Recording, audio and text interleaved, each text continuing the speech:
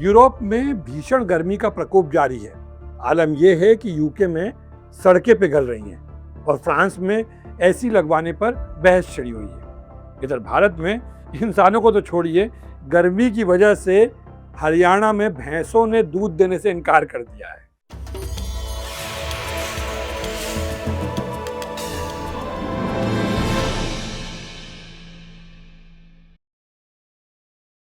Social media पर एक post में विश्व स्वास्थ्य संगठन के महानिदेशक टेड्रोस अदानोम घेब्रेयेसस ने कहा कि यूरोप अन्य किसी भी महाद्वीप की तुलना में तेजी से गर्म हो रहा है, जहां तापमान वैश्विक और औसत से 2 गुनी गति से बढ़ रहा है। यूरोप में हीट वेव की वजह से करीब 1000 लोगों की मौत की खबर है। इटली, जर्मनी, पोलैंड, हंगरी और चेक गणराज्य सहित कई देशों में तापमान के नए रिकॉर्ड बने हैं। यूरोप में 19 करोड़ से अधिक लोगों को 35 डिग्री सेल्सियस के तापमान का सामना करना पड़ रहा है। इटली में भीषण गर्मी के कारण रेड अलर्ट वाले शहरों की संख्या लगातार बढ़ रही है। विश्व स्वास्थ्य संगठन के अनुसार 21 जून से यूरोप में 1300 से अधिक मृत्यु भीषण गर्मी के वजह से हो चुकी है। इधर इन खबरों को सुनकर भारत के कई साथी अपने ग्राम से लेकर इंस्टाग्राम तक ये कहते हुए इतरा रहे हैं कि बताओ, इनकी 35 डिग्री में हालत खराब हो गई है, हमारे राजस्थान में तो 43 डिग्री पहुंच गया है।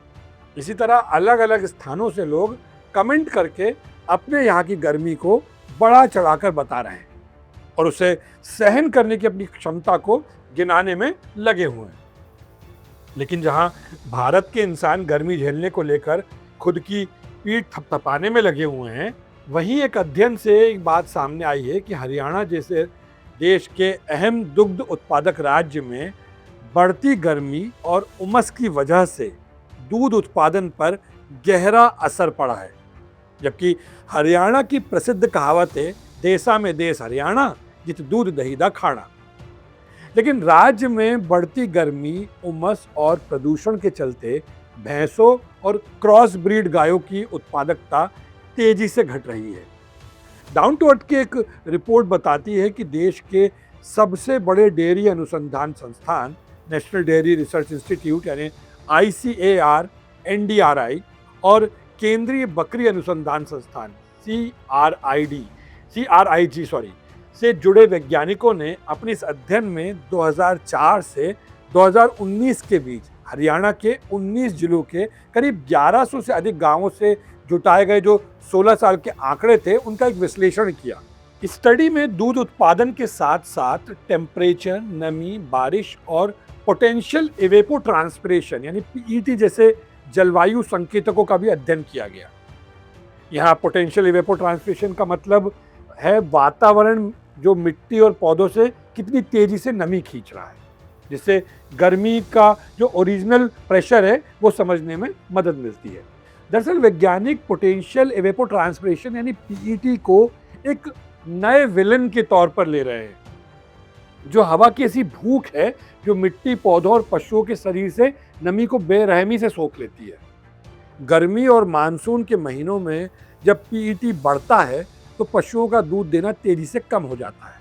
साइंस एडवांसेज में प्रकाशित एक और स्टडी में वैज्ञानिक पहले भी चेता चुके हैं कि बढ़ती गर्मी और नमी से गायों में हीट स्ट्रेस बढ़ रहा है, जिससे भारत जैसे देशों में दूध उत्पादन पर गंभीर असर पड़ सकता है।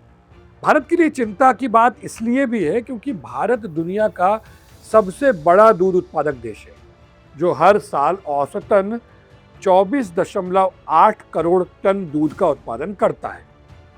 रिपोर्ट बताती है कि जुलाई और अगस्त के महीने में जब टेम्परेचर 38 डिग्री के ऊपर और जो आर्द्रता यानी ह्यूमिडिटी है वो 70% से ज़्यादा होती है, तो दूध उत्पादन में सबसे ज़्यादा गिरावट देखने को मिलती है।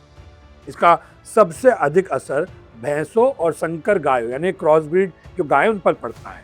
वैज्ञानिक बताते हैं कि भैंसें गर्मी को लेकर बहुत सेंसिटिव होती हैं क्योंकि उनकी त्वचा काली है। इसकी वजह से वो ज़्यादा गर्मी को एब्जॉर्ब कर लेती है, इन्हें सोख लेती है। इसके अलावा उनमें पसीने से जुड़ी जो ग्रंथियाँ हैं वो भी कम होती है। इस वजह से ज़्यादा गर्मी का बाहर निकलना मुश्किल हो जाता है। वही स्टडी में एक दिलचस्प बात भी सामने आई जो थोड़ा राहत भी देती है। दरअसल जहाँ भैंसे और क्रॉसब्रीड गायों की उत्पादकता जो है वो भीषण गर्मी के आगे घुटने टेक रही है, वहीं साहीवाल और हरियाणा की दूसरी देसी नस्लें जो हैं वो इस जलवायु दबाव को अपेक्षाकृत जो है कंपैरेटिवली बहुत अच्छे ढंग से इसका सामना कर रही हैं। वैज्ञानिकों ने पाया कि देसी गायों की त्वचा ढीली होती है, उनका पसीना बहने का सिस्टम जो है वो कंपैरेटिवली बेहतर होता है और उनका शरीर अंदरूनी तौर पर कम गर्मी पैदा करता है। यही कारण है कि जहाँ विदेशी नस्लें हाँफ रही हैं, वहीं हमारी देसी नस्लों की जो गाय हैं इस मौसम की मार को बेहतर तरीके से सामने करने में सक्षम है। वैज्ञानिकों का मानना है कि बदलती जलवायु में डेयरी क्षेत्र को सुरक्षित रखने के लिए केवल गर्मी से बचाव के पारंपरिक उपाय जो है वो पर्याप्त नहीं होंगे। इसके लिए तापमान और पीईटी आधारित प्रारंभिक चेतावनी प्रणाली जो है उसको विकसित करने की ज़रूरत है। पशुओं के लिए छाया, स्प्रिंकलर और पानी में बैठने जैसे शीतलन सुविधाओं को भी हमें बढ़ाना होगा। साथ ही ऐसी नस्लें जो जलवायु के लिए अनुकूलित है, उनका संरक्षण और उनके प्रजनन को हमें प्राथमिकता देनी। इस स्टडी से ये तो साफ हो जाता है कि अगर जलवायु परिवर्तन की रफ्तार इसी तरह बढ़ती रही तो इसका असर केवल पशुओं तक सीमित नहीं रहेगा। इससे किसानों की आय, देश की दुग्ध सुरक्षा और करोड़ों लोगों की आजीविका जो है उस पर भी गंभीर रूप से प्रभाव पड़ सकता है। और शायद जब इंसानों की आजीविका पर असर पड़ेगा तभी वो चिंतित भी होगा, क्योंकि जानवर, नदी, धरती तो बस हमें देने के लिए ही बने हैं, है ना?